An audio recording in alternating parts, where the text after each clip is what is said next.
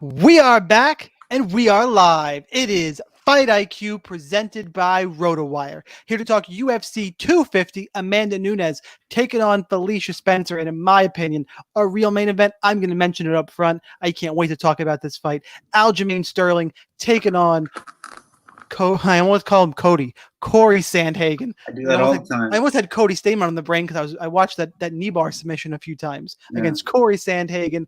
Love that fight. This is, to me, absence of a really, a huge star-studded main event, a really, really good card. A little light in terms of what I'm paying $60 for, but a top to bottom, a really, really fun card. I'm looking forward to it. And bury the lead. MMA DraftKings Millie Maker, $1 million up front. Can't wait to play it. We're going to break down all the fights for you. I'm your host, the Daily Fantasy Sniper.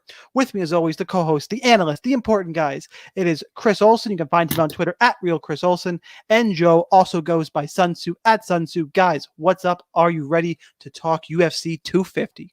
I'm so ready. I agree with you that you're not getting a lot of bang for your buck from a fan's perspective, but a lot of these matchups are really interesting, and a lot of them maybe I think. Well, I always think this, but maybe some dogs not getting as much play as maybe they should. I know, Shaun, you're gonna get into that as well. So, but yeah, I'm excited about it.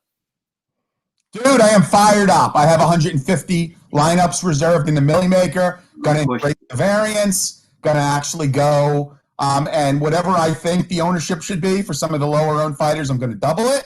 I'm kind of going for that Millie. Thankfully, I had 62 tickets banked, so I just had to make up the difference. But I have all 150 reserved. The biggest question is not if one person's going to win it or if there's going to be a lot of ties. Is it going to fill? DraftKings has actually started to panic and sent emails out to people offering all kinds of incentives for actually playing multiple entries in the Millie Maker. So if you were going to play anyway, why not grab a few extra DK bucks? But we really want to fill this, guys. Yep, we do. So we get more of these. Kind of a weird card to do it on, but you know what? I'm happy we have it. Hopefully it fills. Let's go ahead. Let's just talk fights before we do. Thanks to everybody in chat. Appreciate all you guys. Make sure you go to rotowire.com/free for a 10-day free trial to all their premium content. No credit card required. Plenty of stuff going on over there. KBO, MMA like us, soccer's rolling. So make sure and check them out. Like, comment, subscribe to the podcast on YouTube. Record these live Friday nights, 8 o'clock Eastern time on pay-per-view cards. Also, subscribe to the podcast on iTunes. It is RotoWire MMA. Enough of the intro, enough of the nice stuff. I know me and Joe actually disagree in a couple spots, so that'll be interesting this week. Doesn't happen a ton. But let's start things off with, I need to double check the order here. Okay, we're good. I want to make sure that in my order, I still had Hainish Mearshart, and we'll talk about that fiasco later. We're going to start things off with Herbert Burns at 8,900, taking on Evan Dunham at 7,300. Joe, we'll start with you. Is Herbert Burns just a big favorite because everybody just saw his brother Gilbert Burns out there? Very different fighters, younger guy. I will mention, I'm going to steal some of your thunder with narrative. Dunham recently retired, back out of retirement.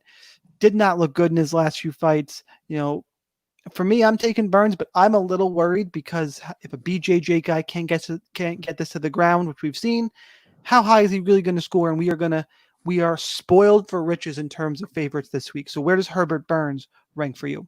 First of all, where are the people in the chat, man? I mean, did we tweet out this? Do people know that we're on? We did, yeah. They're gonna flood in. They're all getting drunk. Let's get some people. I gotta do so. I gotta retweet it. Three regulars right off the bat. We got Vince, Tajik, Nan. Okay, I saw Tajik. I saw Nan. Okay, so let's talk about this fight. So I hope not. I mean, one of the aforementioned Evan Dunham fights you and I were at, and I think you and I both had him against AUM. And I had so much. Remember, I think I literally threw my beer. I was so he got excited. hurt to the body. He got hurt to the body so badly. So the guy retires. He's 39 years old. He got hurt to the body. He gets hurt to the body. Honestly, and I've been hearing, it's been a little surprising to me because, not to give away any future thunder here, but there is another veteran that is coming back off of a layoff that I like a hell of a lot more than I do Dunham here, but some people are saying that Dunham is the better play among the two, which kind of surprises me. 39 years old. I get it that there's some recency bias on Burns. He's not generally thought of as a knockout puncher, but he did kind of just lay flat, Nate Landauer. I expect him to win this. I like him. He's kind of weirdly priced at 8.9K. And recency bias bothers me because I think that's going to give him ownership. But I like Herbert Burns here. I mean, I can't back a guy that I saw get so hurt to the body by a non-knockout puncher like AUM. I just cannot go with Dunham here. I like Burns. Chris. So, yeah, everything Joe said is pretty much valid. I think I am going to take Dunham very speculatively, just because, like, when I look at Herbert Burns, what I see is just sort of being all over the place and very jittery. He kind of reminds me of what we saw from Tim Elliott last week. Just a lot of nervous energy in the cage, very like non-game planny, just sort of letting the fight take him where it goes. And I think that Evan Dunham is at least a little bit more controlled. He's a good pressure fighter. He can, rattle off 1-2s. He's a decent grappler. So I don't know if Herbert Burns gets this fight to the floor so readily. I don't know if Herbert Burns is that good of a wrestler to just consistently get him to the floor. And if he doesn't, does he have that kind of consistent game plan on the feet? Like, is he going to target the body? Is he going to be like, okay, this is my plan, and I'm just going to have a nice structured kickboxing fight? I don't think that Herbert Burns can do that. I think he's going to be way too jittery in there. Now, can Evan Dunham get swallowed up in the storm? Absolutely. But for the dog price and for the experience at Dunham, I'm going to take him again. Like I said, very hesitantly. Everything Joe said is good, and I acknowledge that Dunham can get smoked here. But if he can't get him out early, then I think Dunham might take over this fight. So I'm taking Dunham. Moving on. Here comes the arguing. Alonzo Benefield, 9,000, taking on Devin Clark at 7,200. I didn't do the line on the first fight either. I'm rusty, guys. By the way, did you give a pick in the first fight? I don't remember you giving a pick. Burns is the pick. Okay. Dunham. I think Dunham is live. The problem is all the retirement stuff, and I like other people in the 9,000 range more than Burns, so I'll be probably under for that reason. Alonzo Benefield -215 favorite. Comeback on Clark is +195. Fight does not go to decision, -275. We have a great GPP fight to target here. A lot of people are really, really high on Alonzo Benefield. He has to go second for this fight, which I did intentionally because me and Chris are actually on the same side of one, which if you're new, that usually doesn't happen, and it's probably bad news, and you should load up on Joe's side. Yeah.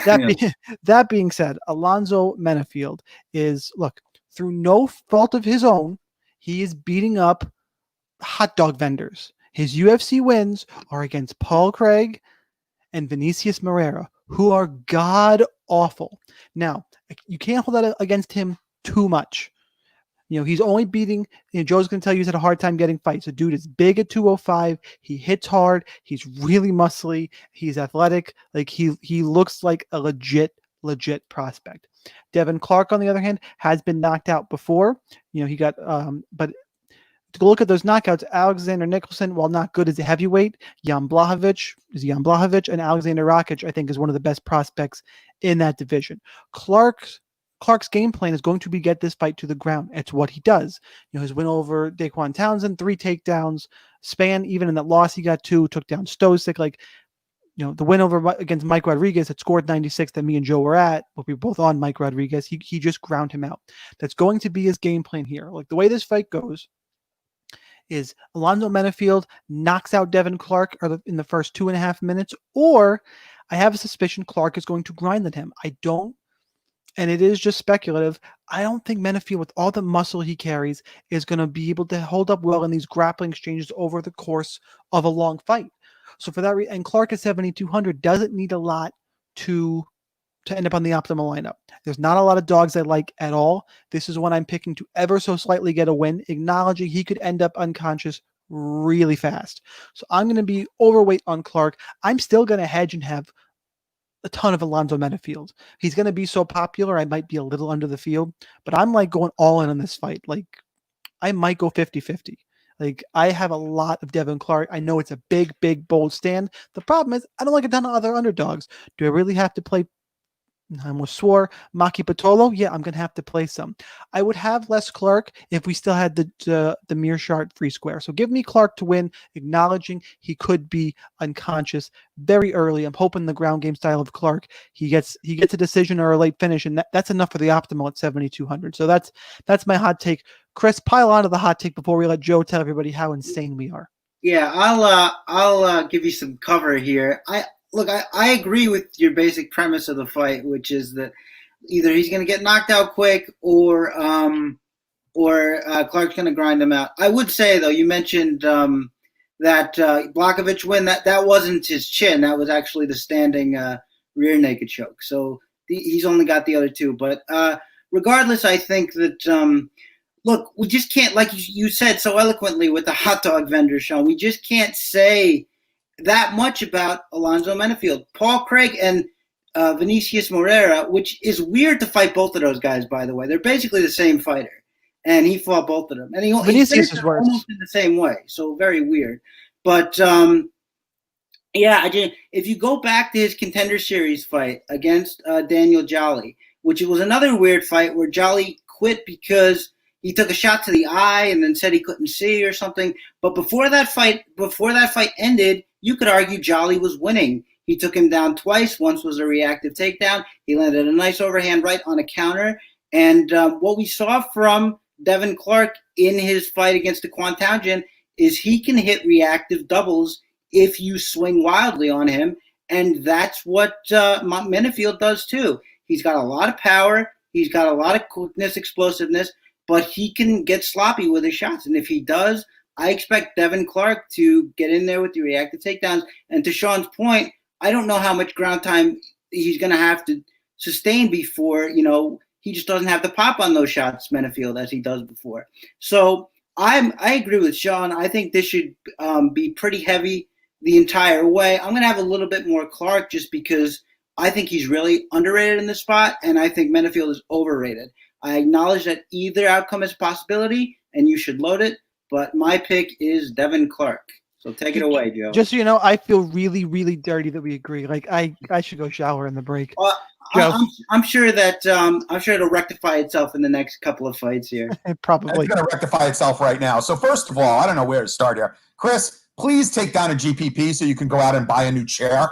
I mean, yeah, I know. Well, were you scouring like junkyards to pick that chair up, or no? This is like at least family heirloom. How dare you? Oh my God, that is horrific. Secondly, if the opponents of Benefield were hot dog vendors, the Daquan Townsend is the water that the vendors dump out at the end of their shifts. Let's see.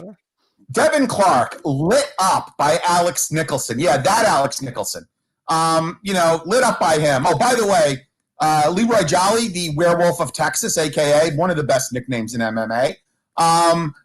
Benefield is a beast. He can't get fights. He trains at a really good camp in Fortis MMA. I'm not saying this is going to be, a walk in the park for him. Yes, I am saying that. It will be a walk in the park. Every time he stepped up, he's got exposed. But why do you think this is a step up? Why are you so sure? I think it's a huge step up for Clark. From Daquan Townsend, please. Daquan Townsend, but what has Benefield done in the cage? What's he done? He's beat everybody they put in front of him. Who's everybody? The only wait. Hang on. Control. Come on, man. Come on. Will you at least acknowledge that Devin Clark also beats the snot out of Vinicius Moreira and Paul Craig? Maybe not Paul Craig, but perhaps. Come on. I think Devin Clark doesn't have the highest fight IQ either. He could get caught in a sub. The brown bear, Devin Clark. Yeah, look, he's a perennial gatekeeper in the UFC since he got lit up by Alex Nicholson, who was fighting in PFL most recently. And now I think he is in LFA, or he's one of Jacare's training partners there in Ocala, Florida. So, look, I like Townsend a lot here. I don't know how sneaky he is, but I think his ownership is going to be pretty high. I'm going to have more of Benefield than I am going to have of Nunez. I like saving a few bucks. I really do think that he's going to get the finish relatively quickly. I'm going to have exposure to every fighter on this slate, so I will have some Clark. And based on at least Brett Appley's ownership projections, the ownership is not projected to be that high on Clark, so I will probably come in at or slightly under ownership, at least based on Brett Appley's numbers on Clark. I just really love Benefield in this spot. And, Fortis MMA, good camp. Did you see him at weigh-ins? This guy is an absolute beast. He's big. He's very big. So I can't wait to see this fight, and I can't wait for him to just expose Clark and just pound the living S out of him. So let's move on. One thing, I just want to say one thing really quickly. Hurry up, because we have a clock issue this week. I know. I just, because he keeps bringing it up. The Alex Nicholson thing was a fight Clark was winning. He got hit with a spinning back fist. So it's not like Alex Nicholson dominated him. That's all I have to say about that. Moving on. Right. Alex Perez, 8,300, taking on Jussier Formiga at 7,900. Perez is the favorite over against the guy who many feel is against the guy who recently has a win over who many feel is the flyweight champion, Davison Figueiredo. That would be Jussier Formiga, beat him not so long ago. Perez the favorite, minus 122. Formiga plus 112. Close fight. Probably not a great DFS scoring fight, but Joe, how do you have this one? Yeah, I'm kind of with you there. I don't want a lot of this fight because neither one of these guys really score. Obviously, I think Perez put up a pretty good number against Shorty Torres, but I just don't think this is the best matchup for him. I think that he can get his back taken. Now, can Formiga put him away? I don't know. Can Perez knock out Formiga? I suppose. I just don't see this as a great scoring fight. I don't really understand the line. I think at worst this would be a pick. I don't know how you make Perez that big a favorite. I mean, I get there's an age difference, but Formiga, if you rewatch that Moreno fight, he's never been a striker. He didn't do horribly. Moreno just had a slightly better day. I think Moreno is making a lot of right improvements. I'm going to pick Formiga to win here, but it's a very tentative pick, and I don't know that this is a great fight for DraftKings. It might be a better fight to bet if you like Formiga, and certainly Formiga by submission. So I'm going to pick Formiga, but I don't see it as a great fight for DraftKings. Chris. Yeah, I'm kind of with Joe here. I'm going a very slight Alex Perez. I think the key to this fight is going to be, can Alex Perez scramble sufficiently enough so that Formiga can't keep him on the ground? That's why he lost to Moreno, and it's why he lost to Benavidez. And Alex Perez might be able to do it. He's a good wrestler. He's athletic. We haven't really seen him taken down before.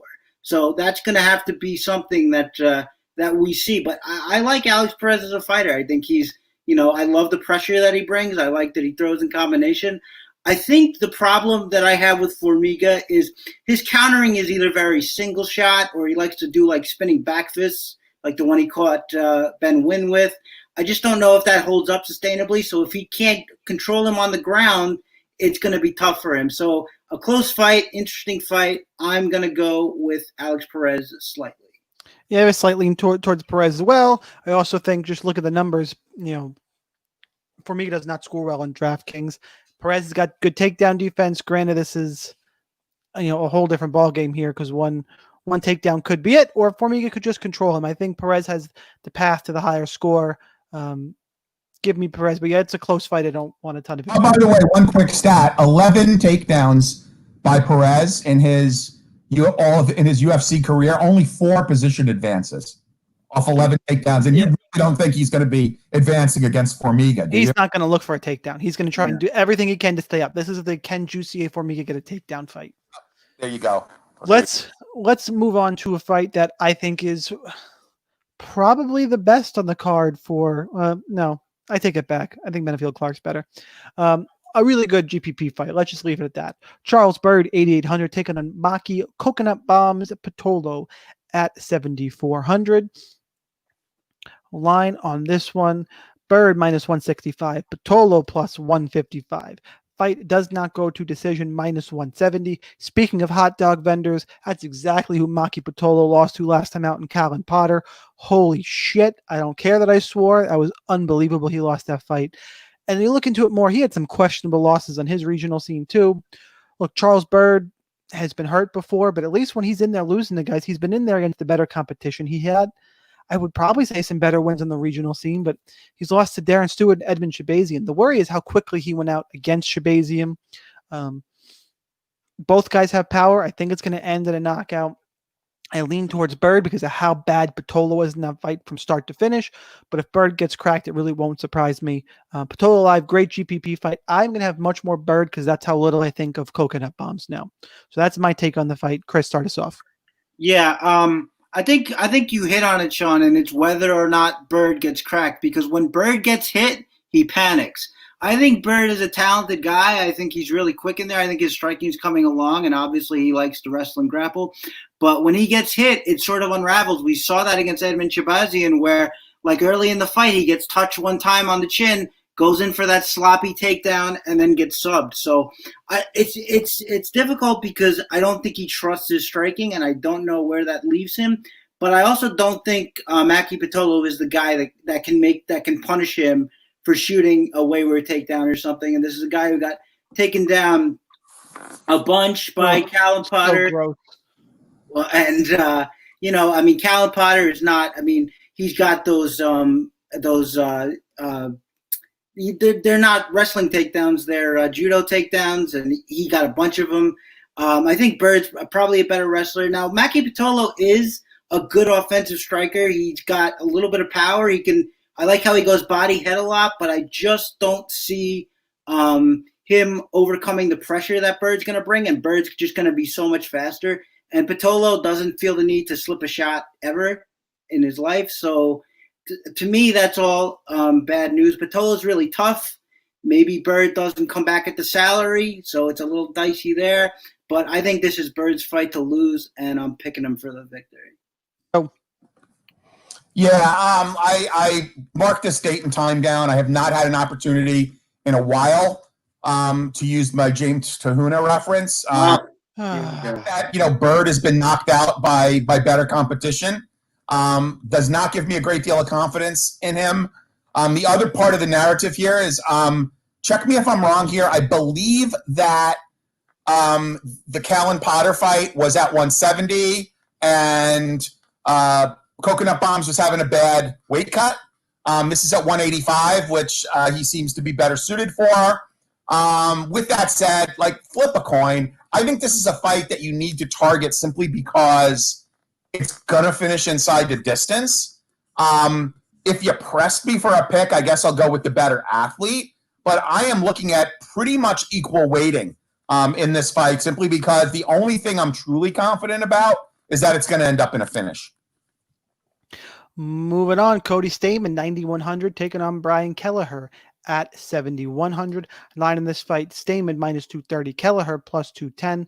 Look, Stamen, I think he's the most underrated guy in his price range. I think he's super safe. Kelleher put off the upset against Hunter Azur last week, which over at DFS Army, we're talking about that. And quite frankly, Hunter Azur is just a prospect who got exposed a little bit too much too soon, had some holes. And what I want to say is that Cody Stamen is no Hunter Azur. Cody Stamen is a legit guy in this division. He's got, Kelleher can be taken down. I think Stamen has passed to takedown. The ceiling here is a little sneakier than the other guys, but I think he's going to go overlooked in this range, and I think he's relatively safe. I'm all about Cody Stamen this week, acknowledging there are, on paper, better ceiling plays in the range. I just like what I'm thinking is going to be pretty low ownership here. So give me Cody Stamen. I'll mix in a little bit of Kelleher in case he finds a submission, which I think is his only path to victory. I'm all about Cody Stamen in this one. Joe. Yeah, certainly an ownership play. And look, Brian Kelleher is quickly earning a spot near and dear in my heart. I mean, he has really come through for me of late. I had him in my primary lineup when he fought last time, and it was a really good slate for me. So I even think I tweeted out after the slate, hey, Boom, when are you going to come out with those Boom shirts? I'll buy like 20 of them and and give him away on Twitter, and I don't think he ever got back to me. It's too bad. If he comes through here, I think I'm really going to have to move him into the elite moneymakers, guys who are really cheap and end up doing really well, DraftKings. This is a tough test for him. Don't get me wrong. I do think he's got a solid floor because Stamen is not a finisher, and Stamen will use his wrestling, which, look, I mean, Kelleher has got a vicious guillotine. It's a quick turnaround, but I think that's good for him. And look, I don't want to – there's narrative on this fight that I'm very hesitant to bring up, but for those of you that don't know, Cody Stamen's younger brother passed away. I'm not sure the circumstances behind that. What does that mean? I mean, how do you – like if I had someone that close to me, I don't know if I could get out of bed, never mind go into a ring and fight. So there is narrative that people should be aware of here. It's only fair. So what does that mean? I do think he's an ownership play. He's going to be really emotional. Does he go through an adrenaline dump? I can't say. There's just that narrative is just so strong. It kind of makes me want to wait and see, which obviously I can't do. So I'm probably going to be with the rest of the field in that he's not going to be one of my higher owned fighters at that price point. Chris. So I in my betting play, I actually picked Kelleher, and what I'll say straight off is the line doesn't really make sense to me. I think it's like plus 220 or something. That's right. That's absolutely right. No, that doesn't make any sense. Against Stamen? Brian Kelleher. Look, dude, Cody Stamen is a good fighter, but so is Brian Kelleher. The guy is underrated. I mean, you saw his nice pressure striking game against Azur, and he grinds these guys down. He's coming in here with, I think, an 84% takedown defense. And look, those quick losses that Kelleher took, they were by sub. Cody Stamen doesn't sub anybody. That's not a concern that we need to have here. I think Brian Kelleher's striking is underrated. I think at times in that Yadong Song fight, we saw Cody Stamen have trouble dealing with the pressure striking of Yadong. He was able to bail himself out by getting a takedown, especially in that third round. He got a lot of top control. If he can't get the takedown here, I think that Kelleher might have this on the feet. I think that his quickness in the pocket, his in and out style, I think he might have it against the guy in Stamen, who's good, but sometimes just relies on throwing single power shots to get in to get his takedowns. He can hit a reactive shot, and that's a concern. But we also need to realize that Kelleher is a good reactive sub fighter too.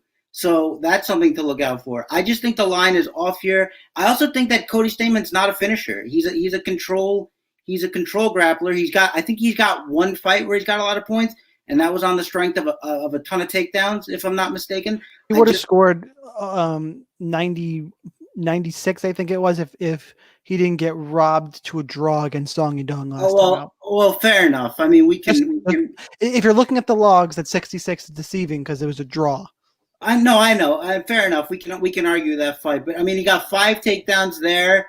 He got 3 against Sterling, which is fair enough. That's impressive, and then 8 against Terry and Ware. Yeah, I just don't think the takedowns come as easily, and if they don't, even if you like him, I'm not sure he scores that well. As it is, I'm taking a flyer here. I like Brian Kelleher, so light it up. Moving out, we have the fight we've all been talking about. Ian Hainish, 8,400, taking on Gerald Meerschaert at 7,800. Line on this fight: Hainish is the favorite, minus 125. Meerschaert plus 115. The quick story of this fight: Heinish's cornerman tested positive for corona. He was pulled. Anthony Ivy came in as his replacement.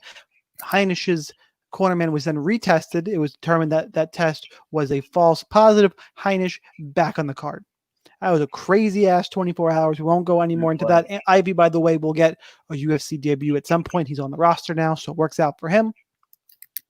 And we go from Meerschaert being a free square to I'm leaning Hainish in this one. Look, Meerschaert is a subspecialist. He has some kicks, but Hainish is super tough. He has a good ground game. I don't think he's going to be able to Meerschaert's going to be able to control him. I think it's enough for Hainish to get the job done. I'm worried about the scoring in this fight. The prices aren't crazy, so I'll have a little bit of both sides, but I prefer Ian Heinish in the spot. It's the first time I'm picking him. I think this is a good stylistic matchup for him. Chris. Yeah, I'm taking Hainish too, and I'm a little bit stronger on him than you are. And look, this is coming from I'm a person who loves Gerald Meerschaert. I pick him often. I picked him against Iran Win. Also picked him against what's his face? The football player, Alabama, Eric Anders, and I do think he won that fight as well. I digress. But my big problem with Gerald Meerschaert in this fight is that basically the way he likes to fight is he pulls these guys on top of him and gets into these weird situations on the ground and just sort of bets on himself that he's going to be able to get out of them. We saw Oscar Pereira had some success with him on the ground before he won. We've seen it in other fights as well. I just think that against stronger grapplers than him, and I don't mean stronger like more proficient, because I think by skill level, Meerschaert will be the better grappler. But I think physically stronger grapplers, we've seen him struggle. He struggled a lot with Jack Hermanson, just really couldn't move him. And I think Hainish is going to be the stronger guy here. I also think Hainish is the much better striker. I think he's much more fluid and moves in the pocket. He'll throw in some feints. And Meerschaert is just sort of upright and janky. His jab has gotten better. His defense has gotten a little better, although he still gets hit a lot. But yeah, I like Hainish here. I think I don't see a finish because Meerschaert's tough to finish, but I can easily see like a 90 to 95-ish with all the takedowns and reversals and stuff, and Hainish getting a little off on the feet. So I like this play. I'm pretty big on Hainish here for a cash play especially, but also think he has retained some value in GPPs, and I'm going to be on him.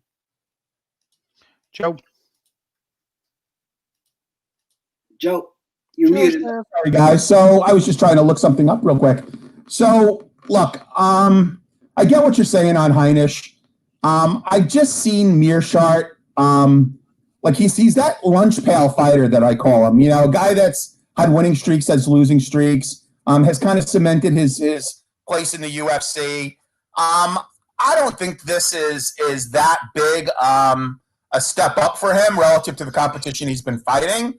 I like his game. I like his camp. I like his training partners.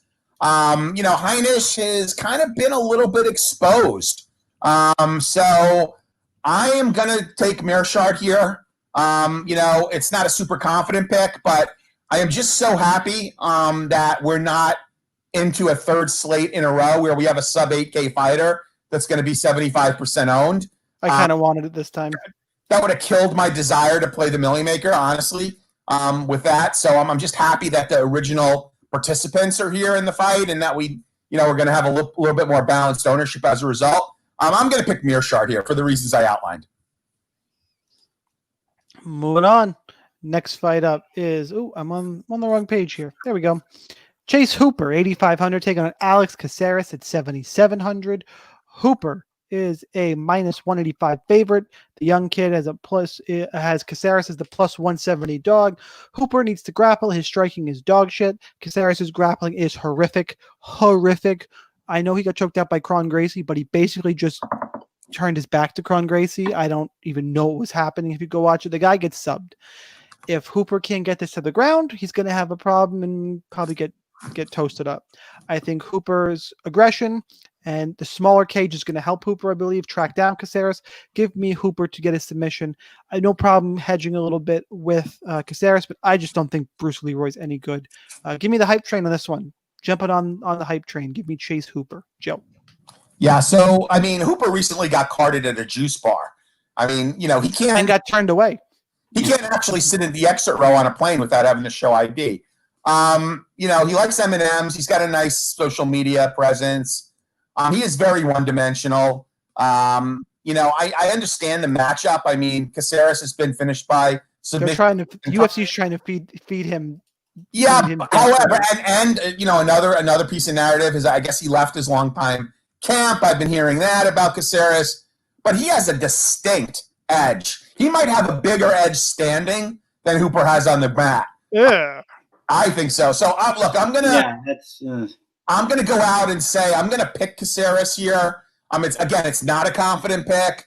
I will have some exposure to both fighters. I really do think Cooper is very one-dimensional and is severely flawed in other parts of his game. And let's not forget, first of all, Caceres is not this like old grizzled veteran that's broken down. I mean, he is not that far removed from headlining a slate against Yair Rodriguez. And I think that fight went the distance. So give me Caceres to school this kid here. It's going to be close. I could see it be a greasy decision. With that said, would I be surprised if Hooper's able to lock him up? No. Just because of, we've seen Chrome Gracie do it up recently. But I want to think that Caceres has got something for this kid standing, and I'm going to pick Caceres to get the upset. Chris? So I don't even disagree with the last two things you said about Hooper. Yes, he does have a lot of flaws in his game, and yes, he is one-dimensional, but that's not going to matter here. The fact is that, well, the first thing is Caceres is just non-lethal by any stretch of the imagination. The guy's got 3 stoppages by strikes in his entire career. One of those was a doctor stoppage against I forget who. Rolando D, and where he had a problem with his eye, so that was part of that too. He's just non-lethal, and yeah, Chase Hooper does get hit too much. But in that fight against Steven Peterson for Caceres, a fight that he controlled most of the time, Peterson got to him once, literally one time. It resulted in a takedown and a back take, and Caceres almost getting choked. He's got no chance if Hooper gets a hold of him, and Hooper's going to be way more dogged trying to get a takedown than someone like Steven Peterson. Can he get hit? Yeah, he gets hit a lot, but Caceres is just not the guy to finish. In fact, in my betting article, if you guys are over on William Hill, I don't know what it's like other places, but I'm sure it's similar. You get plus 150 for a Chase Hooper sub. That is pretty crazy to me for a guy who's only got really one way to win, and for a guy who gets subbed a lot. I have a better bet than that later on the card. Okay, one I love. I can't wait for it. Sorry. No problem. But yeah, no, I like Chase Hooper a lot here. 8,500. Like I'm almost scared of it because it's almost too good to be true for 8,500 by the way I see it. But I'm gonna live and die by it. I'm taking Chase Hooper here. Get the sub. Shaun O'Malley 9,300. Eddie Wineland 6,900. O'Malley's the big favorite in this one, minus 450 now. That's a little wide. Eddie Wineland, tough guy. The problem is doesn't grapple. O'Malley, to me, more explosive, rangier striker. Wineland is live just if he can make it a dirty fight. And, we haven't seen O'Malley. We saw him. He came back against Jose Quinones after a long layoff, was in there for 90 seconds, got a quick knockout. I would still argue you could have a little bit of rust here. That wasn't that long of a fight. Wineland also a long layoff. I just think O'Malley's better. The issue is if he gets, O'Malley has plenty of volume. As the week has gone on, I'm liking O'Malley more and more. So O'Malley's the play. I'll mix in some Wineland here. Chris. Yeah, I don't know how much Wineland I'm going to mix in, to be honest. I'll have some. You have to have some of everybody. But look, there was a time when I would maybe pick Wineland to do a little better here. I think early on in Shaun O'Malley's career, he was having trouble with pressure fighters. We saw that in the fight against, who was that? Was it, I think either his first fight or second fight as I find it. Terry and Ware, that's right. And Ware came on strong in that fight. You wouldn't know it from the score because at the end of the day, O'Malley had a good showing there, put up 116. But yeah, that a lot of those concerns were really quashed for me with his performance against Quinones, who is a pressure fighter. I think that O'Malley's footwork's gotten better. I think he's using his range kicking game to keep pressure fighters at bay a lot more. And in that fight against Grigory Popov, Wineland got hit a lot. In fact, he had that great first round and then had to come and take the fight back because Popov did so well in the second round. And I just think if you let Shaun O'Malley have that kind of success, you're just not going to get the fight back. That's kind of what I see happening here. I think O'Malley's going to take control. I like him a lot. He's my pick to win and get a big score. Yo. Would you like to supersize your order? Those are the next words you're going to hear out of the mouth of Jose Quinones. That fight showed me nothing. I mean, Chase Hooper did what he was supposed to do against a vastly inferior opponent. Eddie Wineland has fought well off of layoffs. There is some narrative that concerns me about Wineland. On the positive side, he very rarely gets finished.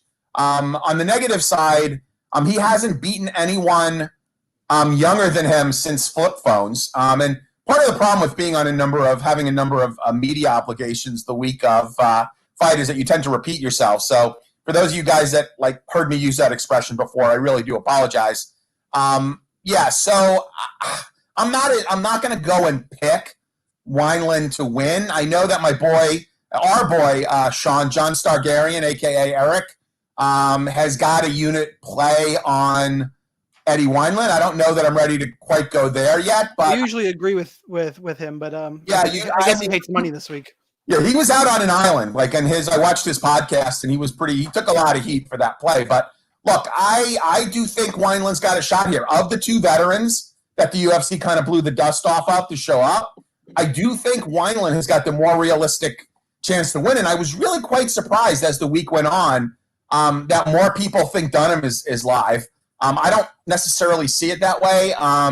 Maybe it's a reflection of Burns versus OMalley in terms of who's the better prospect. But I think that Wineland is live. I think he has got a safe floor. My biggest debate internally was whether he was cash worthy or not. I don't know if he is, especially with Kelleher hanging out there, $200 more.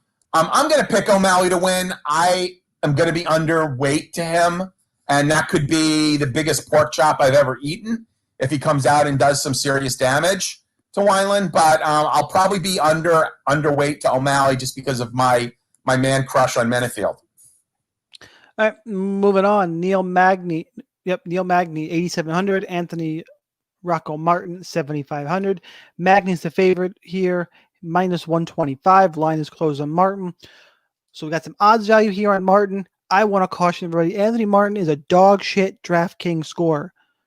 In his wins, 51, 63, 69. Does have a 95 against Ryan LaFleur.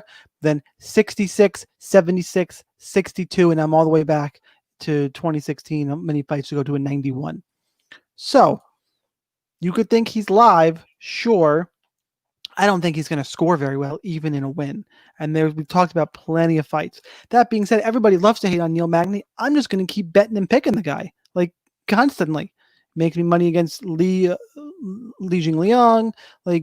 He's got 100 point scores in the past. Do I think this is a good matchup for him? Not really. I don't like this fight overall. I'm a little interested in Magny because I see so many people liking Martin.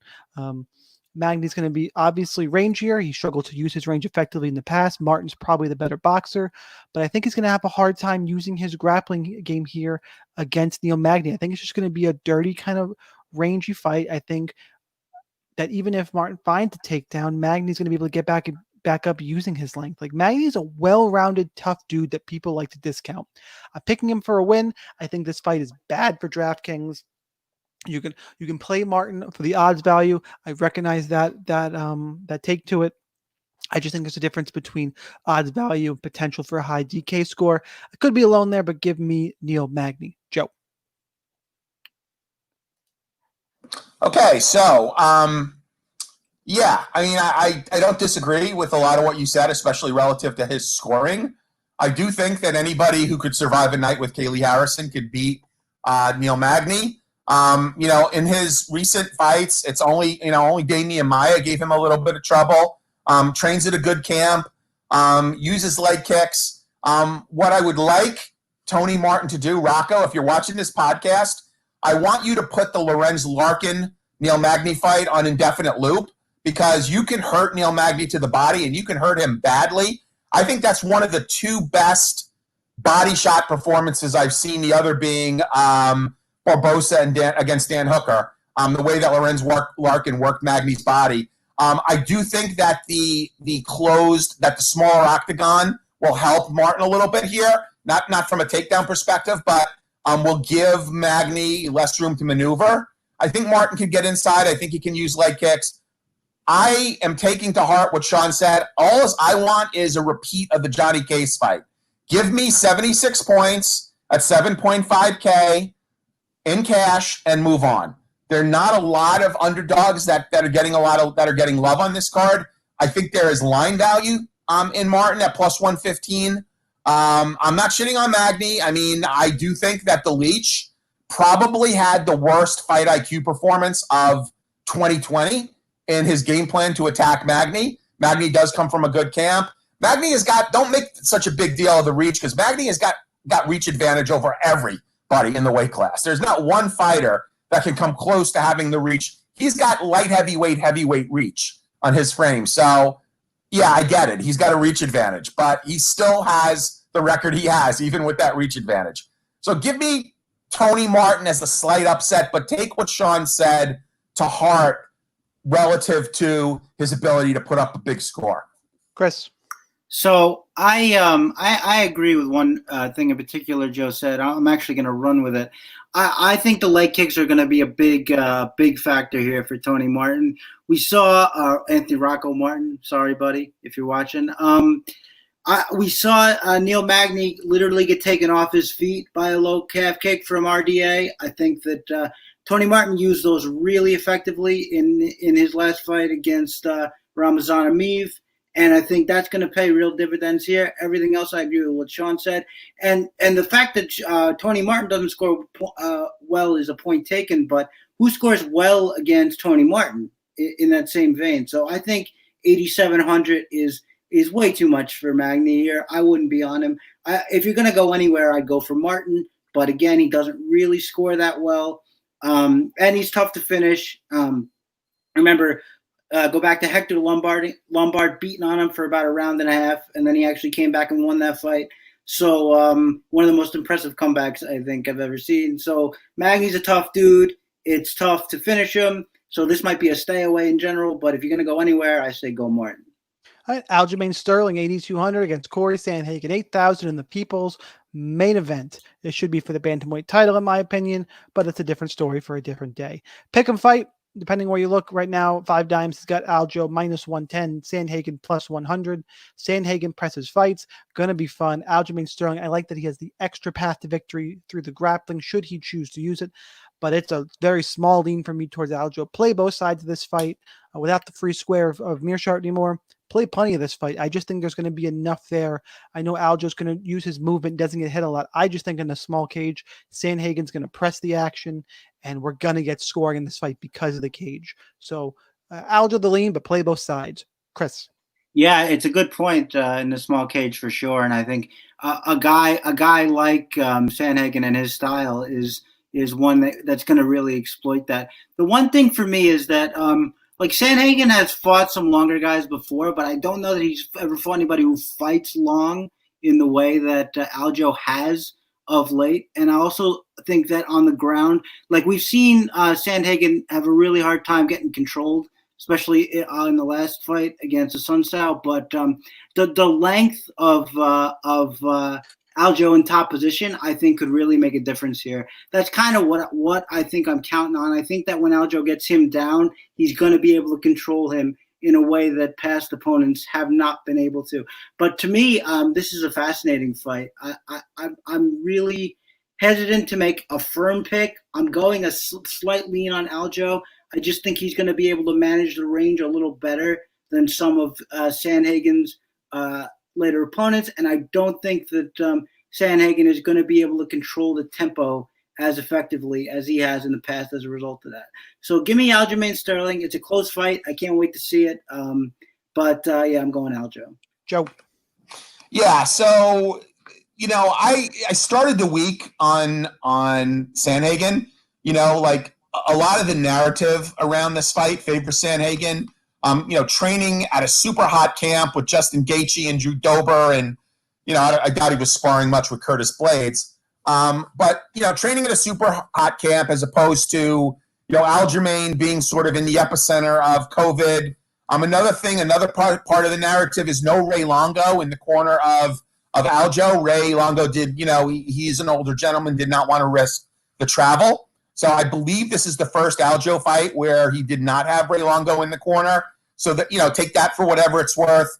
It's interesting that it's funny because Chris thought or stated that he thought that the smaller cage would benefit Hooper. I'm not Hooper. Sandhagen. I actually thought it might benefit Sterling in his ability to get, takedowns and giving Sandhagen less room to run. I just think it's going to force action regardless. Okay, I'll go with that. It'll force action.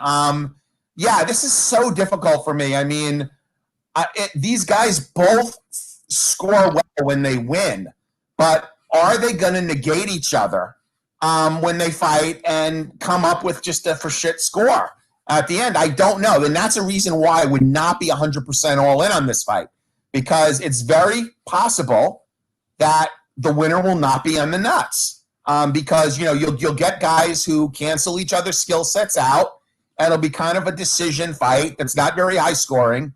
So that really concerns me. I am going to give the tiniest of leans to Aljo. I mean, so many people that I respect are on both sides of this fight, which is going to make it really interesting to watch. So I'm kind of shifting like 1 degree off of Sandhagen to a degree on Aljo, despite the narrative, all of which favors Sandhagen here. I just, I wish I knew how this fight was going to score. I'm going to have shares of both guys for sure, but I'm going to lean slightly towards Aljo. Cody Garbrandt, 8,600, taking on Rafael Sunsao at 7,600. Cody Garbrandt is the favorite in this one. The former champ is -130, a Sunsao +120. This is Rafael Sunsao, who likes to stay away and, quite frankly, just doesn't score well in fights, against Cody Garbrandt, who has big power but fights like a big dummy. That's just who Cody Garbrandt is. He's been knocked out. Smaller cage, I think Garbrandt, if he fights smart, I mean, his boxing and footwork is so good. He just gets so silly in there. He's lost to TJ Dillashaw, and that's it. And then Pedro Munoz, because he got crazy at the end of round 1. Can't rely on him. I just don't trust old Captain Pillowfist of Sunsao. I lean towards Garbrandt here. Can't go all in on this fight, because if it's Sunsao wins, it's going to be pretty low scoring. So give me Garbrandt. Joe. Yeah, I mean, this is interesting because, Garbrandt spent a couple of weeks away although he did not leave the camp, according to what I've been told. Alpha Male will still be in his corner, but he did spend a few weeks away in, I believe, New Jersey, training on his striking. Is he going to fight more composed? I do think that the close cage, the smaller cage, will actually benefit Sandhagen, Garbrandt. And I do think that potential for a knockout is there. He's also very juicy to win by decision, if you like that prop as well. If his management can rein him in, if his corner can rein him in and have him fight a more composed fight, I don't see any reason why he can't win a decision here against Rafi. It's not going to score well. Rafi, on the other hand, has obviously got more. It has got a lot more seasoning. Has not been concussed nearly as many times as Garbrandt, and I don't know that he needs to hit Garbrandt all that hard to put him away. I just think he needs to hit him right. And of course, there's obviously an advantage on the ground, although Garbrandt has got 100% takedown defense in the UFC, so he'd have to work to get him to the ground. So this is a fight I want some exposure to both guys for different reasons. I want some exposure to Garbrandt in case he actually gets that knockdown, and I want some exposure to Rafi in case Rafi actually catches him right, and Garbrandt's infamous concussive chin rears its ugly head. So, God, I guess I'll pick the dog here again, since I'm kind of on a dog picking spree with the Sunsao. But this is kind of a fight where you want to have a little bit of each fighter. It's really high risk, though, and it's kind of GPP only. Turn into Chris with all these dogs. Speaking of Chris, you taking one here? Yes, I am. I can't let Joe upstage me with the dog plays. So, I'm taking a Sunsao here. I think you guys hit. There's no way to trust Cody Garbrandt. I don't know if it's even that he has a bad chin. It's just that, if you started swinging like that, like you were underwater, just winging those hooks and leaving your face open, you would have a bad chin too, because people would find it. And I also agree with Joe when he says, I don't know how hard a Sunsao would have to hit him here. If, a Sunsao loves to hang back and counter, as Shaun said, he's going to have his opportunity to do that. I can't trust Cody not to get drawn into a brawl. If I could, I would pick him. But a Sunsao is just way too composed. He fights way too smart. And if Garbrandt, slips up, he's just going to get hit very hard. I acknowledge that Cody can do the same to him. And so for that reason, you should have shares of both guys. But again, I just got to go with the guy who I know isn't going to freak out in there and is going to stay composed and stick to what he's going to do. So I'm picking a Unseld, and it wouldn't even surprise me that much if he did get the finish. All right, guys, main event time. Before we do that, make sure you go to rotowire.com/free for a 10-day free trial to all their premium content. No credit card required. Subscribe, like, comment on Facebook. Give us the Facebook on YouTube. Give us the old thumbs up. It's the RotoWire YouTube channel. Subscribe on iTunes, RotoWire MMA. I'm going to give the breakdown for the main event. I unfortunately have a hard stop for just personal reasons at home. I'm going to go through the main event. I'll give my hot take at the same time, although you guys should probably figure it out by now. And I'll kick it over to Chris, and he'll take you home the rest of the way. So a lot of fun. Thanks, everybody in chat. Make sure you put up your hot takes as well for Chris to get to. He'll read a couple out on the air. Sorry I have to bail on you guys, but, I mean, is it really that much to break down here? It is Amanda Nunez at 9,400, taking on Felicia Spencer at 6,800. Nunez minus 525. Comeback on Spencer is plus 450. The bet I really like, by the way, Amanda Nunez in round 1 is plus 250. Like it. The only path for Spencer to win here, Nunez's gas tank in the past has been an issue. The only time she's gone 5 rounds are against Shevchenko, which are slow pace fights, where I think she slowed down anyway. And Raquel Pennington, which was 5 rounds or whatever she wanted. And against GDR, like GDR had her moments in those fights. Now I'm grabbing at straws here. That's the way Spencer wins, is Nunez gets tired late, and Spencer, we saw, is tough against Cyborg, can drag her into deep waters. Super unlikely. I love Nunez. The problem is not a lot of dogs we like. She is the most expensive fighter on the card. I'm going to lock her in my cash games. I'm going to have a bunch of her where I can, but it's the pricing that is really an issue here. So Amanda Nunez is the play. I think she gets it done. I laid out the one unlikely path to victory for Felicia Spencer. The hot take, of course, Devin Clark wins by submission for me. Guys, good luck in your contest. Chris, take it away, and I'll see you guys next time. All right. Thank you, Shaun.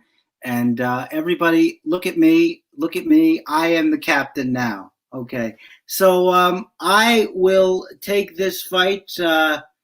I don't have that much to break down either. I think I even have a little bit less to say than Shaun as to how Felicia Spencer wins. I guess he would have nailed it if she does get tired. But the thing about that is you have to do something to make her get tired, which I don't think Felicia Spencer's going to do. I mean, she strikes. I wrote this as if she's underwater. All of her strikes are very sloppy. She's just looking to get in the clinch. And can she work a takedown game on Amanda Nunez? And even if she can Amanda Nunez bottom game save her against someone like Felicia Spencer? These are all questions which, frankly, I don't even think we're going to need the answers to. I think that Amanda Nunez is going to get this done however she wants. Now, the reason why I think that she's worth the money still is because, like, even if in her fights against Raquel Pennington, like, if she extends fights, she extends them against opponents like this because she's winning handily and she puts up big points. So I expect her to put up big points here. I expect her to have an advantage literally everywhere, top to bottom, and I expect a big night. So give me Amanda Nunez by whatever she wants. Joe. Of the path to victory for Felicia Spencer then it's the same basic variation. I'm just going to go a little bit more in depth since Chris, you're not. Chris, you want? Yeah. I mean, me. Do you have to cut out soon? Because I'm going to go into a little bit of a breakdown here. No. Go ahead. I just. Okay. Yeah. So I didn't know. So anyway, and again, apologies for you having maybe heard this on other pods, but what Felicia Spencer essentially has to do is avoid taking a lot of damage in rounds 1 and 2. I don't see how she wins rounds 1 and 2. And if she gets 10-8'd in both rounds, I think it's going to be hard for her to come back. So my plan for Felicia Spencer is as follows. Lose rounds 1, lose round 2, 10-9. Okay? Have a close round 3. And maybe as Nunez starts to tire, and look, Amanda Nunez has had breathing problems in the past. Right, I believe she even canceled a fight against Shevchenko due to breathing problems. Right, you could see how noticeably slower she gets as fights go on. She tried to wear those breathe right strips, and they don't let her wear those because that's like Kevin Hardy using his inhaler. I should say, I believe she had surgery to correct Yeah, that. she did have surgery, but still, I mean, you're never 100%, right? So Spencer needs to avoid taking too much damage early, needs to wait for Nunez to get tired, then either have a 10-round 8 of her own later in the fight, so maybe she squeezes out a decision, or in really late, like round 5, maybe locks up a sub. Now, it sounds simple. It's not. It's not. Maybe it doesn't even sound. It doesn't sound that simple. No. Maybe it doesn't sound. No, it sounds logical. I'll say, but I don't see it happening, right? Although you do need to differentiate yourself in the Millie Maker. You should have some shares of Felicia Spencer just in case, right? I honestly don't see anyone. If Amanda Nunez wins, I cannot picture in my head any other combination of fighters that would allow for a sole winner of the Millie Maker. Because, again, I just don't. I think she's going to be the highest owned. And as a result, the only way we're going to get a lot of money to the winner in the Millie Maker is if Nunez loses. So, again, with the knowledge that you're burning money, you should probably have more exposure than you would normally have to Felicia Spencer. To your point, Joe, Thomas Tyner says, somebody. Yeah, there you go, Thomas. I mean, so yeah, I mean, it's just something to think about. I mean, again, I don't think it's likely. I love Amanda Nunez. And by the way, she did ask for an extra week to train for Felicia Spencer. She did not want to take the fight on having too short a camp. So she at least had some level of concern. And look, Felicia Spencer has always fought at 145. Now, she doesn't have a size advantage over Nunez, which is kind of interesting. It's just she's really kind of stocky. But she did go the distance with Cyborg. And, I expect her to at least try.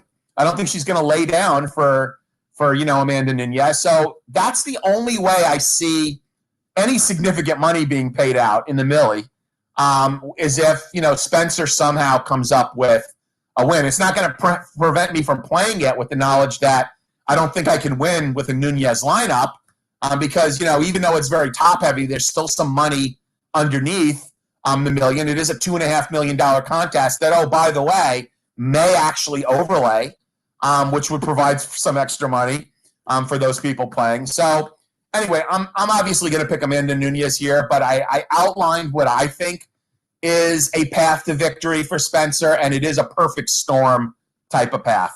Well, I mean, that all sounds very specific, we appreciate it. But give me some context here. Like, you're playing 150, right? So how many Spencers is that for you? Okay, so let's say normally for this type of fight, I would put 5 to 7% Spencer. I would go now, say 15% Spencer. Okay. So just for the fact that you think it's the only way you're going to get a sole lineup in. It's the thing. It's the only way I can think of. Now, I may be missing something. Maybe somebody has a Nunez lineup that no one else is going to have, which I find very hard to believe.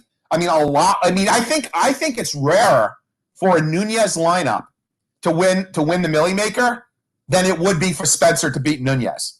I think that's an actual longer shot is for a Nunez lineup to win the Millie Maker solo than for Spencer to actually beat Nunez. What about Kelleher, Clark, Nunez? You think that's I think people will have that. I think there's enough combinations of that. I mean, maybe throw Wineland and Dunham in there, and you got something cooking. Right. But do we really see that many dogs winning? Right. I mean, I suppose it's possible. Yeah.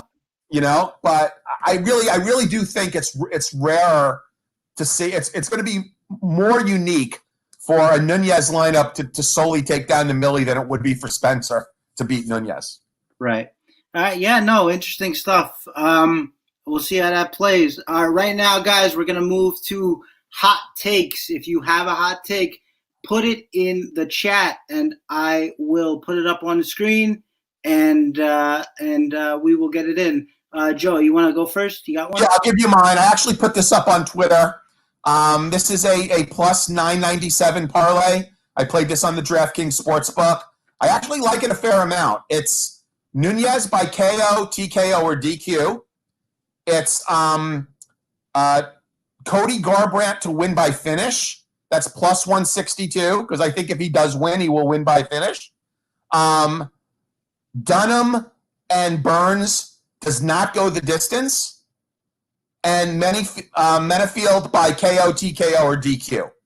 So that's plus 997, which means I bet $100.22 exactly to return $1,100.28. So essentially, I bet to win 1,000 on that parlay on DraftKings Sportsbook. Again, I'll give it to you. It is on Twitter. Amanda Nunez by KO, TKO, or DQ. Yes, for Cody Garbrandt to win by finish. No, does not go the distance. Dunham versus Burns, and Benefield by KO, TKO, or DQ. All right, before I get to mine, let me just put some of these up here. We got Vince Rodemer, Formiga by sub. We got John Tiller. Spencer gets 5 takedowns and gets the RNC in the 4th, so very specific. That is a hot take, John. That is a hot take. We like that one. Robert McElroy, no underdogs win. Thomas Tyner, Stamen inside the distance. Nalam Dal, Nunez is owned in less than 25% of lineups. That one's not going to happen. No, dude, you know you're my bro, right? I mean, I don't know what is going on there in Maryland, Virginia area, my friend. I mean, are you partaking of the devil's lettuce? I mean, come on. And one more.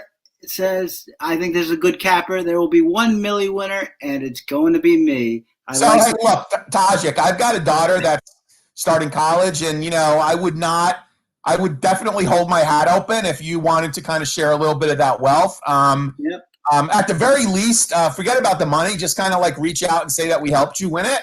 That might help us, Chris and I, out a little bit. I really honestly do, and I said this multiple times, and it seems like I'm apologizing for repeating myself on different pods, but if I can't win it, and obviously if you don't have enough self-interest to want to win it, then you probably shouldn't be playing DFS. If I do not win it, 52%. 52%, yep. Okay, it's the numbers. If I don't win it myself, I really legitimately do hope that one of our community wins it.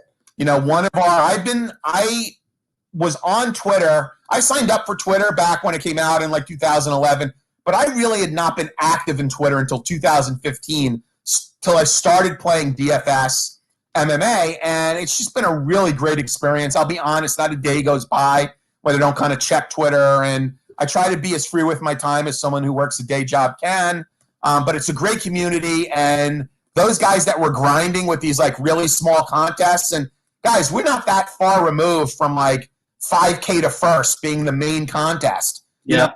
Esports territory, right? I mean, we're not that far removed from those days. And now we got a Millie Maker. I mean, how awesome is that? I mean, we've got contests that have been paying $150K to first. So I really do hope, and look, I have nothing against the quote-unquote pros, the high-velocity players, the Chipotle addicts and Awesome Mo and McLovin and those guys. I have nothing against them. I think they are great.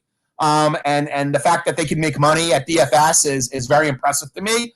But I really don't want them winning our contest. You know, I want like one of our guys, one of our MMA grinders to take this down, especially if it's not, if you're not tying with 300 of your friends. You know, so let's one of our guys get this. All right, I'm gonna take my hot take now. It's Brian Kelleher by knockout of Cody Stamen. I would like that. That is my hot take. I am also going to shamelessly promote myself before we get out of here. If you go to my page, rotowire.com/Christopher Olson, you will find my FanDuel MMA article. You also find my betting article. That's for William Hill, but I'm sure the prices are similar elsewhere. I got a bunch of content out there. We got a bunch of content out there. There's another RotoWire pod with Jake and John Lederine. A lot of content, guys. Swing over and check it out. Joe, do you have anything you want to promote? No, man, just at Sun Tzu. I got a busy week. I was on the morning grind. I No serious this week. But, Brett and I was able to get an alpha out where we answered a lot of questions. I would encourage you guys to tune into that. It was more of a Q&A than a fight breakdown slate like this was. So if you guys want to, maybe you have some of the same questions, go check out Creating Alpha. Follow Brett Otley, follow Chris, follow Shaun, DFS Army, all great guys, all bring something unique. Follow Kyle Marley. Follow one of the sharpest and most astute bettors. Yeah, I don't believe he plays DFS, but Dudas Priest, Clay Davis. I mean, he actually sometimes pushes me on a fighter based on his take. He did that last week. I mean, I was kind of on the fence about Jamal Hill, and I saw Dudas put up a play, and he actually is – I can't respect him more as a gambler. He actually tells you what he plays money-wise. Yep. So it's not like a one-unit play is $10. He bets real money and he posts his results up in real money. And anything that I won, he really pushed me off the fence on Jamal Hill last week. So definitely follow Dudas Priest, aka Clay Davis, or I should say Clay Davis, aka Dudas Priest. Follow him. Rob Brown, a lot of guys that are out there giving Locke, my boy Locke. Shout out to my boy MMA Lock of the Night. He is entering into a long-term financial commitment, which some of us refer to as wedded bliss. So he is now giving up half of his assets now and in the future. Congratulations, my boy MMA Lock. Any shout-outs you need to give, Chris? I think we covered a lot of people. I think you pretty well covered it. First responders. Let's shout out to the first responders, the doctors, the cops, the firemen. Guys who actually had to work, the guys who prepare my food. I mean, Christ, I don't know what I would have done without DoorDash and Uber Eats during this pandemic. So shout out to those guys. All right. So Joe got it covered, and thank you so much. All right, guys. Thank you so much for watching. It was fun as always. Thank you for Shaun for inadvertently allowing me to take the reins for the last 20 or so minutes. I am now drunk with power and will be until the next time we do this. Guys, thank you so much for watching. Give it a like, give it a subscribe. Follow us on Twitter. Our names are there. Follow everybody Joe mentioned, and we will see you on the next pay-per-view card. Peace.